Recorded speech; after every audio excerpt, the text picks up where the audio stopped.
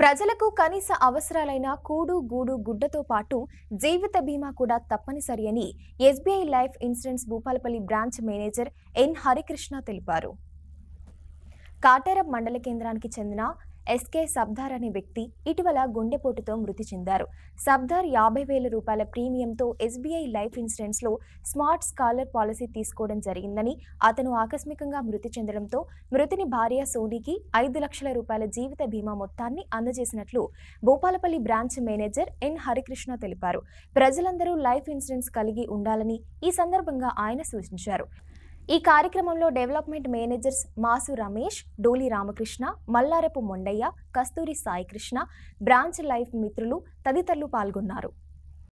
ఆర్థికంగా సహాయం చేయాలనే ఉద్దేశంతో మా దగ్గర పాలసీ చేసినందుకు తనకి 5 లక్షల రూపాయలు స్మార్ట్ స్కాలర్ పాలసీ చేసినందుకు 5 లక్షల రూపాయలు ఇవ్వడం జరుగుతుందండి. ఈ పాలసీ ఇంత ఇవ్వడమే కాకుండా పాలసీ కొనసాగుతుంది. మళ్ళీ కొనసాగడమే కాకుండా రాబోయే ప్రీమియమ్స్ కూడా కంపెనీనే కడుతుంది. ఇంకా కట్టాల్సిన ప్రీమియమ్స్ కంపెనీ కడుతూ మళ్ళీ తను ఏదైతే కోరుకున్నాడో అంటే పాపకి పెళ్లి కోసమో చదువు కోసమో ఏదైతే అనుకున్నాడో ఆ ఉద్దేశం నెరవేర్చినట్టుగా మళ్ళీ డబ్బులు ఇస్తాము.